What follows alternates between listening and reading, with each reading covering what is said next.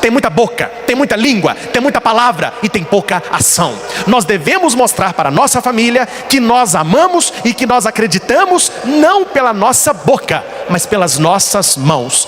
A pregação de hoje com certeza é direcionada a todos. Nós estaremos falando a respeito da nossa família, de transformar a nossa família num lugar de cura. Acredito que a nossa vida e o modo como nós nos portamos dentro da nossa casa, nós atraímos a bênção de Deus ou nós atraímos a maldição.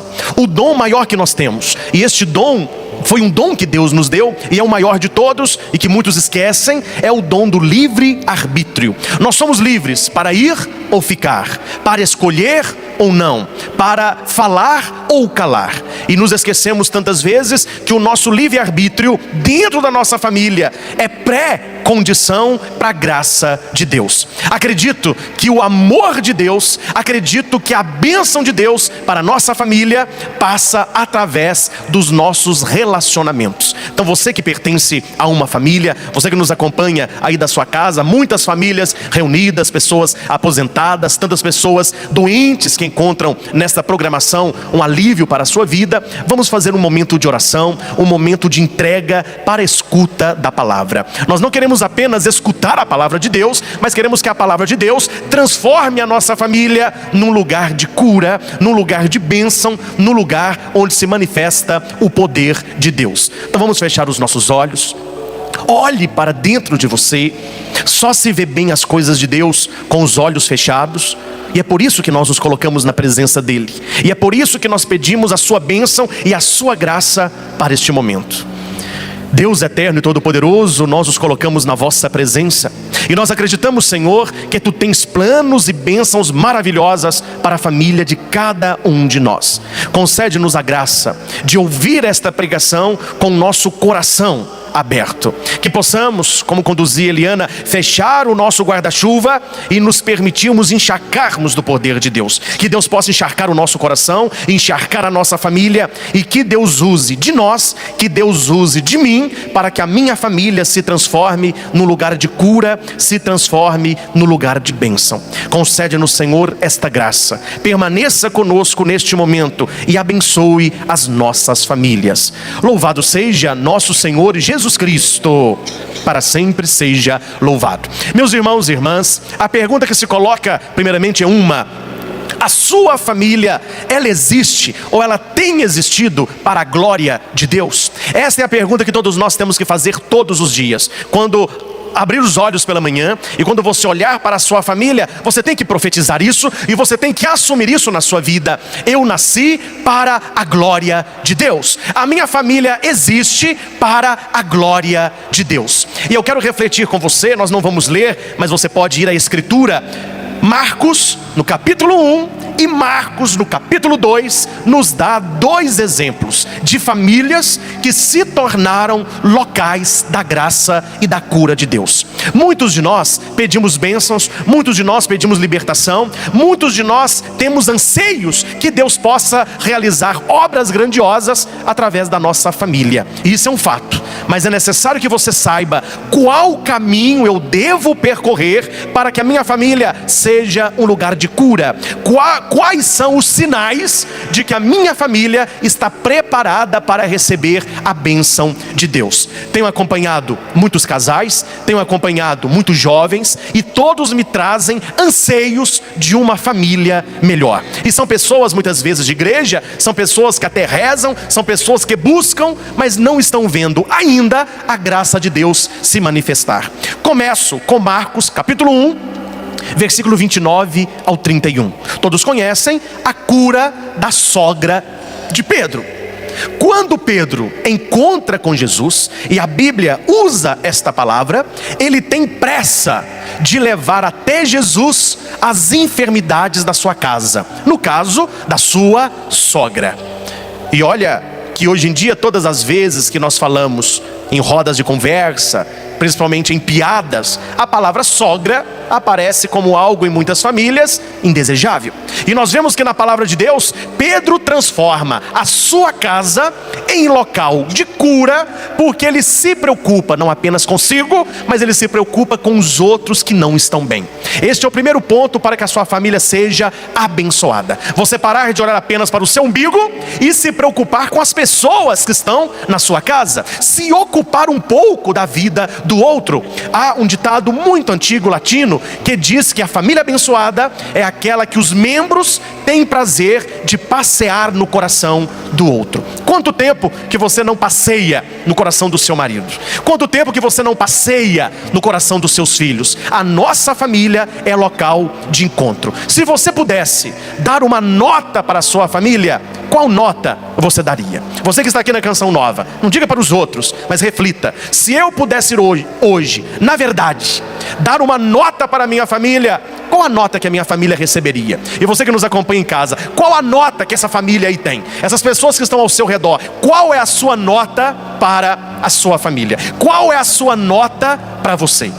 Sabemos que de 3 para baixo é muito pessimista, não está uma nota tão pequena assim não. Mas de 9 para cima, você está iludido, meu filho. Não fica achando que você está bom demais. Nós precisamos ter a certeza que não estamos tão ruins, mas que podemos ser pessoas melhores. Nós temos vários tipos de família. Nós temos famílias que parecem um circo. As pessoas sorriem, não conversam sério hora nenhuma. Quando você leva um problema, geralmente alguém transforma o problema em piada. Nós temos famílias que nos lembram cemitério. É um silêncio sepulcral. Ninguém conversa um com o outro. O marido não dialoga com a esposa não tem mais aquele carinho com o marido, os filhos não conversam com os pais não aconselham mais os filhos. Nós temos famílias que parecem tribunal de justiça. Um só fica acusando o outro. Ah, a culpa é sua, a minha vida está ruim por causa de você, foi você que erra, é você que tem que mudar. Agora nós temos famílias que parecem um pomar. Cada um carregado de frutos, cada um colabora com o crescimento do outro, oferecendo o seu melhor. Nós temos famílias que nos lembram uma igreja, onde as pessoas se amam e onde está a presença de Deus. Nós temos famílias que nos lembram a sagrada família de Nazaré. O pai é um José, um homem de Deus. A mulher é Maria, toda voltada para Deus. E os filhos imitam Jesus Cristo, crescendo em estatura, sabedoria e graça. A pergunta é, meu irmão, se você fosse colocar uma placa na porta da sua casa, qual seria a placa que você colocaria? Qual é o estilo da sua família? Hoje em dia não usa mais, mas precisamos voltar a usar. Não sei se você lembra daqueles tapetes, a origem é norte-americana, mas que ficava na porta da nossa casa, escrito: aqui vive uma família feliz. Ou, seja bem-vindo ao nosso lar. Não se usa mais, que muitas vezes substituíram o lar pela casa. Olha, construir casa é muito fácil. Me dê dinheiro que eu construo para você uma mansão. Mas eu quero saber se dentro da sua casa existe um lar. Se dentro da sua casa as pessoas se interagem, as pessoas dialogam. Estive nessas viagens em Campos do Jordão. E lá encontrei uma placa que era a placa que eu gostaria de colocar na porta da minha casa. Claro que eu não trouxe placa para dar para todos, né? Mas eu gostaria de dar uma placa para cada um. A placa está aí? Quem busca ali para mim? Aquela plaquinha ali, ó. Eles vão trazer para mim aqui. É a placa, meu irmão, que nós devemos pôr na porta da nossa casa. Eu sei que você vai rir, mas é aquilo que Deus sonha para cada um de nós. Pelo menos na minha casa, eu gostaria de colocar uma placa dessa. Muito obrigado. Aqui é bom que todo mundo é pau para toda obra, né? Olha aqui. Eles vão fechar na placa. Coloque essa placa na porta da sua casa, meu irmão. E eu vou ler para você o que a placa diz. Olha aqui. Bem-vindos a este hospício. Aqui somos todos loucos uns pelos outros. Será, meu irmão, que na porta da nossa casa esta placa poderia ser colocada? Será que a nossa família se move de amor e preocupação pelos outros? Seria bom se essa placa ficasse aqui durante a pregação, mas ela vai cair, e como estamos ao vivo, vai fazer um maior estrago aqui, né? Vou deixar ela aqui, ó. Só para a gente lembrar. A nossa família é uma família ou é uma família? Uma coisa é família, outra coisa muito diferente é família. O que é uma família? cada um está voltado para a sua vida, para os seus interesses, para os seus projetos pessoais. O que interessa é a minha vida, é o meu dinheiro, é o meu carro, é o meu trabalho, é o meu sucesso. O restante, meu irmão, que se dane. Se eu estou bem, o restante da minha família é secundário. Isso não é família, isso não é lar, e está faltando a presença de Deus. Primeiro sinal para que a sua família seja um lugar de cura: a ocupação com o outro. Eu não estou falando da pré-ocupação com o outro, a ocupação. Quem vive pré-ocupado com o futuro é porque não está se ocupando do presente. Então nós temos que ter tempo para nos ocuparmos com aquilo que é importante para nós. Depois de Deus, o que é mais importante que uma família abençoada, que uma família unida, que uma família que conversa, que uma família que reza? Família que reza unida permanece unida. Vamos completar? Família que reza unida permanece. Então a cura da sogra de Pedro vem da intercessão de Pedro. Pedro levou a sua sogra enferma à presença de Jesus. Há pessoas que têm na família, pessoas doentes também, com o vício do álcool, com o vício da droga, com o vício da pornografia, com o vício em dívidas, em jogos, e a pessoa fica xingando, é blasfemando, é julgando palavras de maldição. Aprenda com Pedro: leve esta pessoa a Jesus. Enquanto a pessoa não vai até Jesus, que vá a Jesus você. Dê o primeiro passo na fé. O primeiro passo é seu, o segundo passo é de Deus. Segundo texto para transformar a nossa família em lugar de cura: Marcos capítulo 2, a cura do paralítico. 4 homens vieram carregando um amigo numa maca, e Jesus estava numa casa pregando a palavra, e gente na porta, e gente na cozinha, e gente na sala, e gente na janela. Eles chegaram com o paralítico. Aí alguém disse: pode ir embora, tem jeito não, tá, ó, o negócio aqui tá bombando. Mas eu trouxe ele para Jesus tocar, eu trouxe para Jesus curar, eu trouxe para escutar a palavra de Jesus. Interessante. Será que essas pessoas que estavam naquela casa escutando Jesus, estavam escutando pelo ouvido ou pelo coração? Porque o normal seria: abra caminho para que o paralítico possa chegar até Jesus. Meus irmãos, não basta estar perto de Cristo se a nossa presença perto dele impede que outras pessoas cheguem. Você que trabalha na sua paróquia, você que trabalha na sua comunidade, você que ajuda o padre aí onde você atua, meu irmão, não vamos transformar a nossa pastoral, a nossa igreja em panela, em certos lugares até caldeirão. Quem está não sai, quem não está não entra. Marcos 2 está nos ensinando como não deve ser a nossa comunidade. Não, aqui está cheio, aqui não cabe, o paralítico ele tem que ir embora. Mas aqueles amigos, eles não desistem. Temos uma barreira, mas barreira foi feita para ser vencida. Vamos inventar um outro meio, mas que este paralítico possa chegar até Jesus. Eles subiram em cima da casa, eles abriram o teto e eles desceram aquele paralítico. E Jesus, vendo a fé daqueles homens, olha que a palavra diz isso: Jesus não viu a fé do paralítico, que não foi o paralítico que foi, ele foi levado. Há muitas pessoas da nossa casa que não procuram a Deus, e você sabe que não procuram. Elas não vão à missa, elas não rezam, elas não querem saber da palavra. Então é você que tem que levar. Se você não levar fisicamente, leve espiritualmente, como sacerdote. O que é o padre? É aquele que leva o povo a Deus e que traz Deus ao povo. Você deve levar a sua família para Deus, e se a sua família não vai, então leve Deus para a sua família. Aqueles homens levaram o paralítico, e Jesus, vendo a fé daqueles homens, ele diz: filho, os seus pecados estão perdoados. Jesus, ele não vai no secundário, Jesus, ele vai no essencial. E o essencial daquele homem não é uma cura física, mas é uma cura espiritual. É a cura do coração, é a cura do pecado. Muitas pessoas não vão até Cristo porque estão paralíticas por causa do pecado. Aquele que está nas trevas, ele não quer se aproximar da luz para que as suas obras não sejam conhecidas. Eu sempre digo algo: a pessoa não precisa em primeiro instante ser boa para procurar a Cristo. Ela tem que procurar a Cristo para que Cristo a torne uma pessoa melhor. Ah, padre, quando eu parar de beber, eu vou procurar a Cristo. Quando eu parar de cometer adultério, eu vou procurar a Cristo. Quando eu parar de roubar, não, meu irmão, você está pegando o caminho contrário. Não é você ser bom para procurar, é você procurar para ser bom. O caminho é inverso. E eles criticam Jesus: quem que é esse que está perdoando pecado? Não perdoa pecado nada. Quem perdoa pecado é Deus. Aí, por causa disso, Jesus, sabendo o que se passava no coração, disse: para que saibais que o Filho do Homem tem poder para perdoar pecados, olhou para o homem e disse: levanta-te, toma a tua cama e vai para a tua casa. E aquele homem é curado. Notem, meus irmãos, tanto Marcos no capítulo 1 como Marcos no capítulo 2 nos dá uma prova essencial para que a nossa família seja um lugar de cura. E qual é essa prova? A pessoa que conhece a Cristo e que sabe o tamanho do seu poder, ela não pode ter vergonha de levar a sua família para Deus e trazer Deus para a sua família. Se você não desistir, se você colocar essa placa na porta da tua casa: aqui é um hospício, porque nós somos loucos uns pelos outros.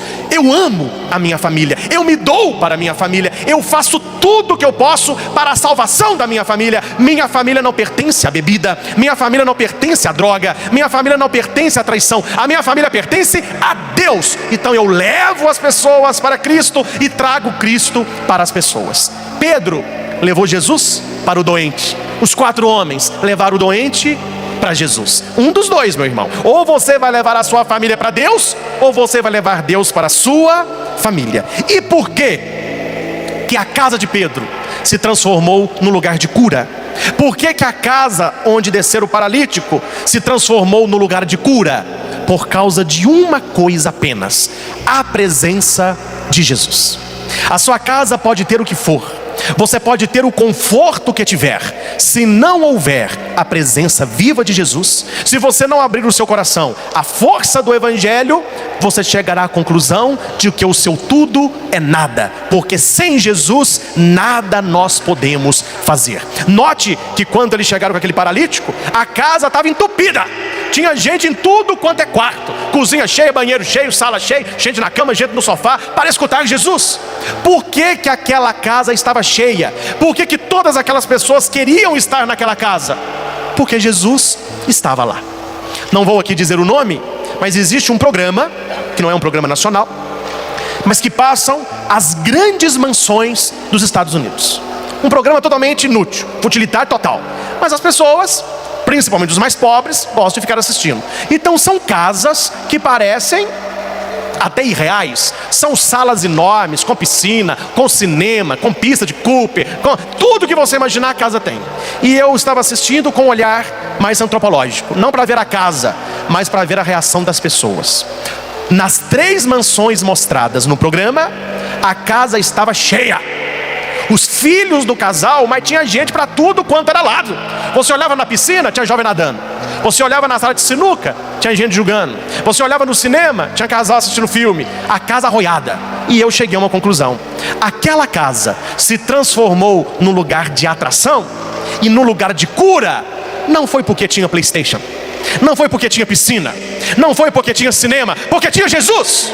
É isso que falta na casa de todos nós, para que a nossa casa seja um local agradável de se estar, um local que atraia, um local que transforma e não um local que deforma. O segredo da casa do cristão, o segredo da casa do católico, é a presença viva de Jesus Cristo. É esta presença que atrai. Não é uma presença que nos dá apenas prazer, mas é uma presença que nos dá alegria. O ser humano tem trocado muito fácil a alegria de Deus pelo prazer do mundo. Numa das entrevistas que dei, a repórter me perguntou assim: padre, pecar é bom? Respondi: pecar não é bom, não, é ótimo. Se pecado fosse ruim, o trabalho da igreja estava feito, ninguém ia querer. Como o pecado é muito bom, é que ele tem uma atração. Mas eu não parei a minha resposta aí, aqui eu dou um passo a mais. O pecado até pode ser bom, o que é ruim são as consequências do pecado. Na hora é muito bom, o marido ali no adultério, ou a pessoa pegando o dinheiro que não lhe pertence, ou alguém usando a sua língua para blasfemar, na hora dá um prazer. Mas depois vem as consequências. O adúltero, ele perde a família. O que estava roubando, ele perde o trabalho. O que estava falando, ele perde a credibilidade. O pecado em si é bom, mas a consequência do pecado é terrível. É por isso, meus irmãos, que nós temos alguns sinais para que você veja se Jesus está ou não na sua casa. Quais são os sinais de que Jesus está dentro da minha família? Alguém aqui já viu a gripe? Ninguém nunca viu a gripe? Também nunca vi a gripe. Prazer, eu sou o Padre Crítia. Prazer, eu sou a gripe. Não conheço. Mas como que eu sei quando alguém está gripado? Pelos sinais. Eu indo até a sua casa, ou você indo até a minha, eu não vou ver Jesus andando lá dentro, mas eu posso ver os sinais da presença de Cristo na família, como eu vejo os sinais de alguém que está resfriado. São vários sinais. Eu quero refletir com você hoje pelo menos 4 sinais. Primeiro sinal: a minha família atrai as pessoas. Primeiro sinal que Jesus está na sua casa: as pessoas gostam de estar lá. O seu marido sai do trabalho, ele tem pressa para voltar para casa. Os seus filhos saem da escola, eles têm pressa para voltar para casa. A sua mulher sai do salão, ela tem pressa para voltar para casa. Hoje em dia, meu irmão, as pessoas querem estar em qualquer lugar, menos em casa. Acabou o trabalho, aí eu vou para o boteco. Acabou a escola, aí eu vou para o shopping. Acabou as compras, aí eu vou fazer hora, porque aqui eu me sinto bem. As pessoas se sentem bem longe da família. As pessoas se sentem bem no cinema, no shopping, na praça, na casa do vizinho, na casa do colega, mas muitos não se sentem bem dentro da própria família. O primeiro sinal de que Jesus está na sua casa é se sua casa é um local agradável de estar. Se o clima da sua casa é um clima bom. As pessoas que vão na sua casa, elas voltam. Elas gostam de voltar. As pessoas que vão na sua casa, elas saem melhores do que elas chegaram. Que tem família, filho, que você chega sorrindo e você sai chorando. Agora tem família que você chega chorando e você sai. Tem família que transforma, tem família que deforma. Os seus filhos gostam de estar na sua casa, ou eles só querem estar na casa de vizinho, colega? O seu marido tem prazer de chegar do trabalho e encontrar você, que é esposa. A sua esposa tem alegria de voltar para casa, sabendo que vai encontrar você como marido. Os seus pais têm alegria de estar em casa quando você está na sua casa. Nós devemos transformar a nossa família num local de bênção. Meu irmão, aonde Jesus está, as pessoas melhoram. Vamos repetir isso? Aonde Jesus está, eu não estou julgando, mas você sabe que nós estamos falando a verdade. Há pessoas que rezam, mas não melhoram, pioram. Há um problema aí, porque onde Jesus está, as pessoas melhoram, as pessoas não pioram. Eu me torno mais caridoso, eu me torno mais paciente, eu passo a aceitar o outro como o outro é, eu não fico implicando com o outro, eu não fico apenas apontando o defeito do outro. A minha vida na família não é uma eterna cobrança, eu não fico preocupado em receber, mas eu quero compartilhar, eu quero dar. As pessoas que trazem Jesus no coração, elas têm que melhorar. E a nossa carteira de identidade cristã, a nossa carteira de identidade católica, é a salvação como graça, mediante a fé em Jesus Cristo, com a prática das boas obras. Nem todo aquele que me diz Senhor, Senhor, entrará no reino dos céus, mas entrará aquele que faz a vontade do meu Pai que está nos céus. Tem muita boca, tem muita língua, tem muita palavra e tem pouca ação. Nós devemos mostrar para a nossa família que nós amamos e que nós acreditamos, não pela nossa boca, mas pelas nossas mãos. Nós devemos mostrar que nós queremos que o outro seja melhor. Eu me preocupo com que o outro seja mais humano, e o ser humano se transforma na sua ação em ser divino. Muitas pessoas querem a todo custo mostrar que são anjos. Então, meu irmão, você está no lugar errado. Nós somos humanos, e a beleza do ser humano é ser dependente de Deus. A beleza do ser humano é partilhar na minha família aquilo que eu tenho de melhor. Havia um mendigo, e esse mendigo chegou essas feirinhas, né? E falou assim: com licença, me dá comida. O que você quer? Pode escolher? Eu quero um pão daquele ali com uma salsicha. Aí ele pegou o pão, colocou o molho e colocou a salsicha e deu para o homem. O homem sentou na praça, chamou o totó, tem um cachorrinho, ele tira a salsicha toda e dá para o cachorro, e ele come o pão molhado. O homem não aguentou, saiu da sua venda e foi lá tirar satisfação. Mas o que é isso? Você está louco? Eu te dou um cachorro quente e você na minha frente pega a salsicha e dá para o seu cachorro comer, e você vai comer agora pão molhado? E ele, abraçado com o cachorro, respondeu assim: para o melhor amigo, o melhor pedaço. Qual é o pedaço da sua vida que você tem dado para sua família? Você tem dado para sua família o melhor ou o pior? Você tem dado para sua família as suas qualidades ou seus defeitos? Para os melhores amigos, os melhores pedaços. E os nossos amigos primordiais são a nossa família, família de coração e família de sangue. Claro que todos nós temos famílias grandes. Nós temos a família, que é o papai, a mamãe e os filhos, mas nós temos também a família do coração, pessoas queridas que nós vamos somando a nossa existência e que nos tornam pessoas melhores. Estes locais que nós frequentamos têm que ser locais que atraem. Onde Jesus está, as pessoas gostam de estar. Quem tem problema e procura a sua família, a pessoa quer ser melhor. Apocalipse 3, versículo 14 e 20, depois você pode ler todos, mas eu vou destacar um versículo que diz: eis que eu estou à porta e bato. Se alguém ouvir e abrir a porta, eu entrarei e nós cearemos juntos. Meus irmãos, será que não é hora de você, de nós aqui, numa reflexão sincera, não para agradar os outros, mas para a verdade do coração onde Deus está, pensar no seguinte: será que Jesus está realmente na nossa família? Será que esta batida na nossa porta já foi ouvida? Será que essa porta já foi aberta? Será que esta ceia já foi preparada? Meus irmãos, infelizmente, olhando o mundo como está e olhando muitas famílias como estão, nós podemos dizer sem sombra de dúvida: em muitas famílias Jesus ainda não está. E como é que eu sei disso? Se Jesus estivesse, as coisas não estariam como estão. Se Jesus estivesse, as pessoas não fariam o que estão fazendo, as pessoas não falariam o que estão falando. Fui há pouco tempo em Paranavaí, a quem manda um abraço, lá no Paraná, pregar um rebanhão, um encontro com Jesus. E a família, nos acolheu, e eu notei a mesa posta, as pessoas falando assim, mais educadamente, os jardins arrumados, toalhas nas camas. Claro que eu não fiz comentário nenhum, mas eu sei que ali houve uma preparação. Eu preparo para aquele que eu quero receber bem. Eu mudo meu estilo de vida porque eu quero honrar aquele que é importante para mim.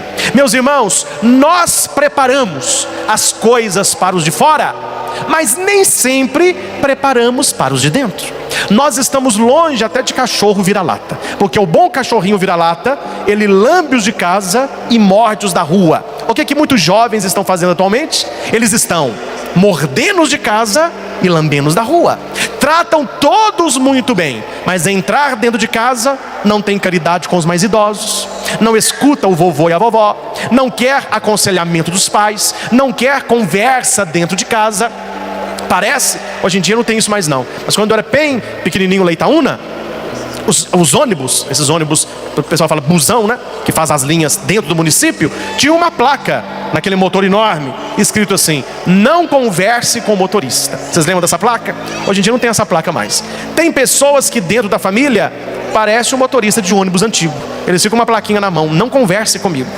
Não há diálogo, não há preocupação, não há interatividade com a vida do outro. Onde Jesus está, as pessoas se tornam melhores. Mas padre, é a reclamação número 1 que eu ouço das mulheres: Padre Cristo, que foi, minha filha? Meu marido te traiu? Não. Tá bom comida dentro de casa? Não, até que ele põe tudo direitinho. Não tá trabalhando? Não trabalha, é honesto. Qual que é o seu problema? 99%. Meu marido não conversa comigo, não há diálogo dentro da minha casa.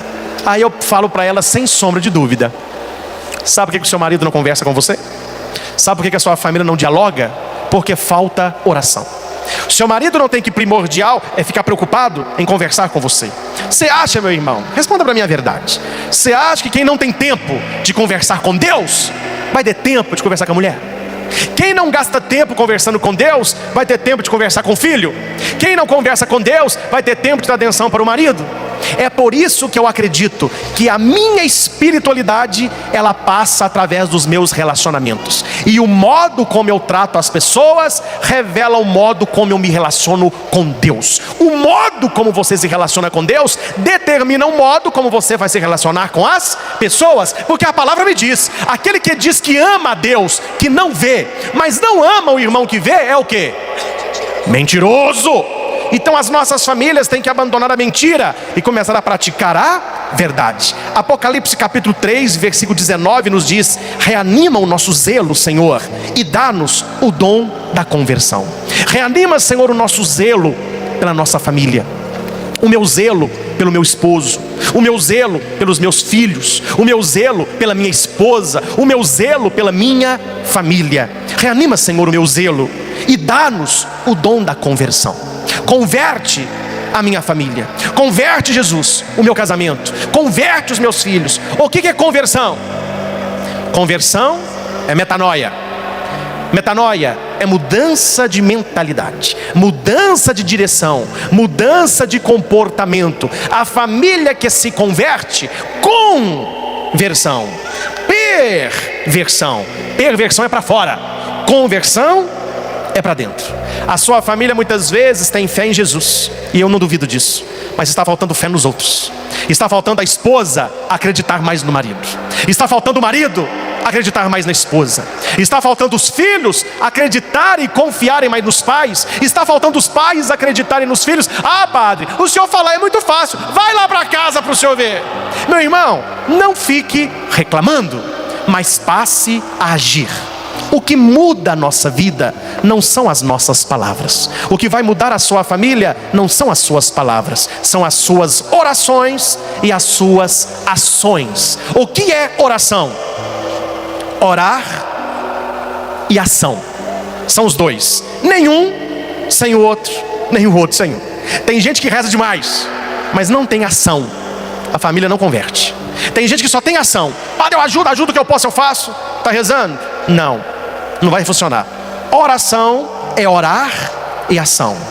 Orar, levar a sua família para Deus.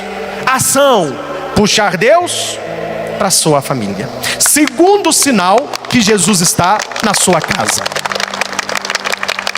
o perdão. Quando o paralítico ele desce, Jesus, ops, levanta. Não foi isso. Seus pecados estão perdoados. Você quer que a sua família seja um lugar de cura? Você que está nos assistindo, você quer que a sua família seja um lugar de cura? Sim. Não viva de passado, porque você não é museu.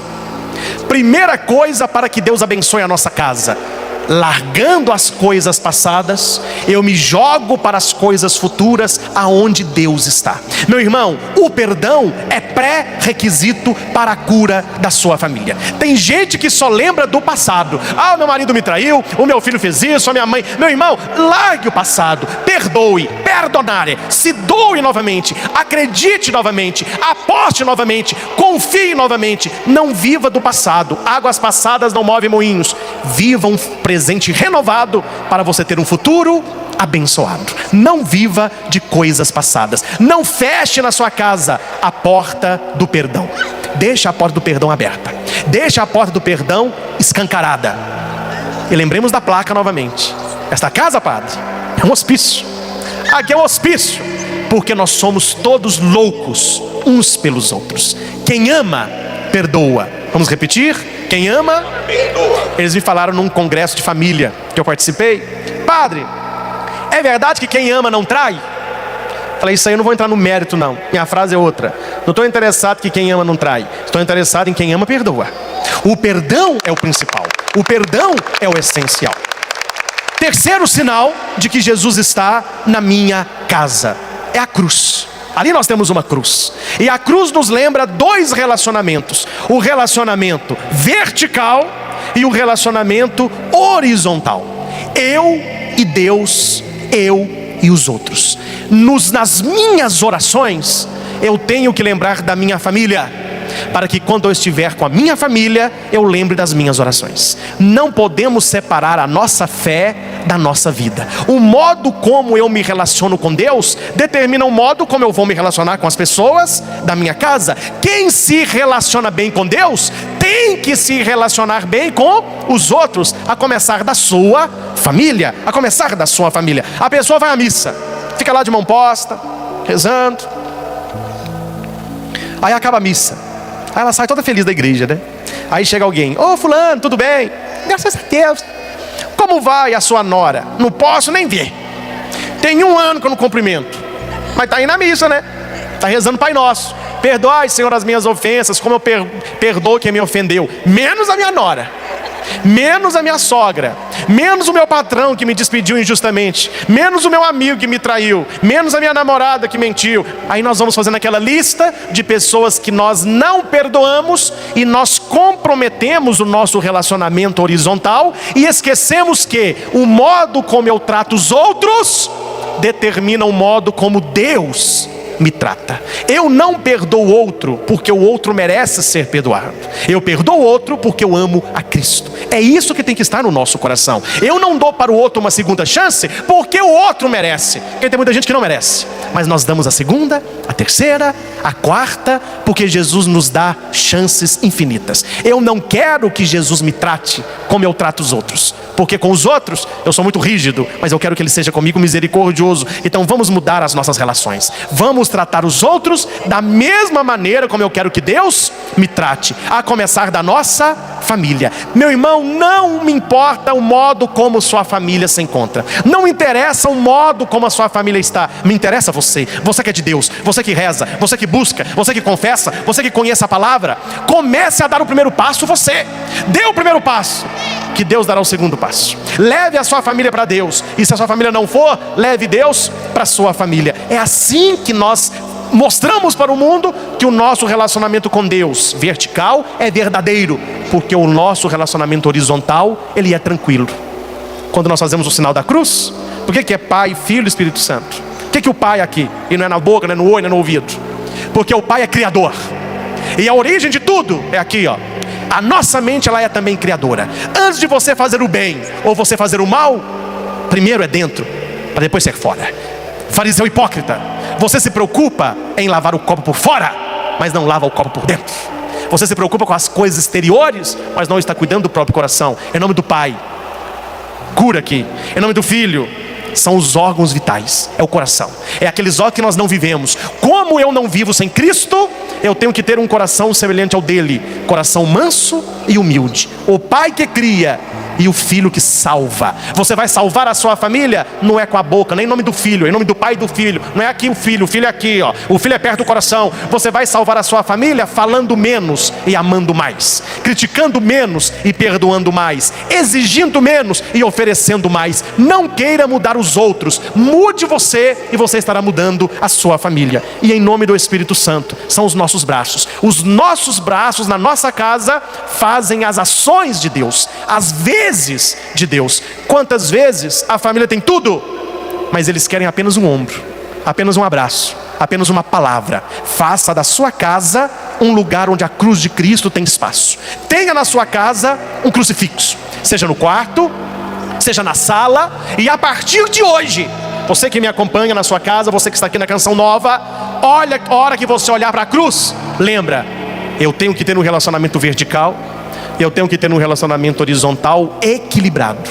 O modo como eu me relaciono com Deus determina o modo como eu me relaciono com os outros. E o modo como eu trato a Deus está mostrando como eu quero ser tratado por Ele. Você nunca mais verá a cruz da mesma maneira. A cruz nos muda, a cruz nos cobra, e a cruz às vezes pesa. Porque enquanto Jesus está na cruz, pelo menos lá não nos incomoda.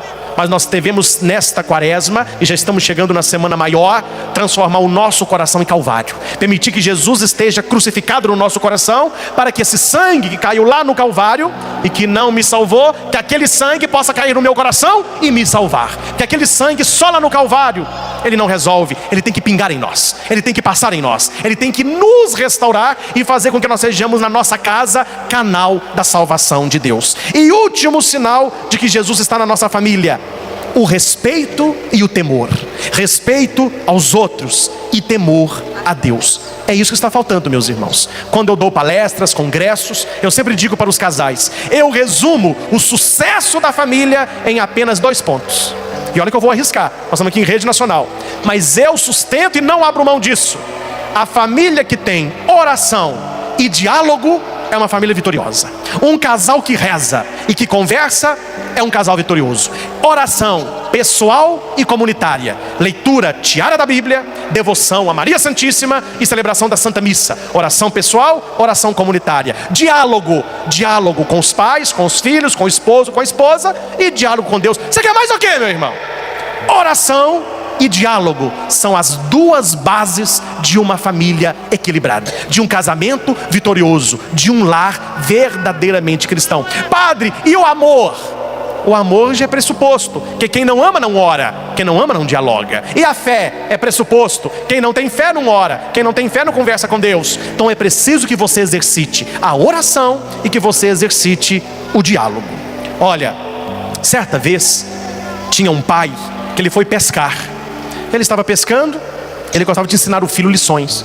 Aí ele falou assim: filho, o que foi, papai? Escuta, é uma carroça. É uma carroça. Mas me responda, a carroça está cheia ou vazia? Sei, papai, como o senhor sabe? Mas eu vou te falar, a carroça ela está vazia. Opa, que é isso, gente? Essa placa não pode cair na nossa casa não, só aqui, viu? Isso é só ilustração. Hospício é assim, as coisas caem, quebram. A carroça está cheia ou está vazia? Não sei, papai, a carroça está vazia. Como o senhor sabe? Olha primeiro. Ele subiu no barranco e ficou lá olhando, e a carroça passou vazia. E ele voltou para o pai e disse: meu pai, o senhor é sábio, como o senhor sabia que a carroça estava vazia? E o pai respondeu que estava fazendo barulho demais. A pessoa que está vazia, ela faz barulho demais, ela incomoda demais, ela fala demais, ela julga demais, ela cobra demais e ela ama de menos. Meu filho, aprenda a lição. Não seja na nossa casa e não seja na sua família, quando você casar, uma carroça vazia, mas se encha de Deus. Onde Deus está, nada falta. É a lição que Deus tem para nós nessa tarde. E nós vamos finalizar com Utopia, essa canção que se tornou um marco na nossa religião católica, na nossa fé cristã. Pode ter tudo na sua casa, mas se não tiver o diálogo, uma presença de um pai, uma presença de uma mãe e a presença de Deus, a sua família pode ser qualquer coisa, filho, mas está longe de ser um lar abençoado por Deus. Você que acompanha sempre essas pregações aí da sua casa, compartilhe, deixe o seu comentário, deixe o seu joinha e principalmente, se puder, volte, escute de novo esta pregação, marque no seu catecismo os parágrafos, marque na Bíblia os 2 textos que nós trabalhamos, para que essas leituras possam ir fazendo de nós eleitos de Deus, não apenas de boca, mas sobretudo de coração. Ao Senhor Jesus toda honra, toda glória e todo louvor. Louvado seja nosso Senhor Jesus Cristo. Para sempre seja louvado.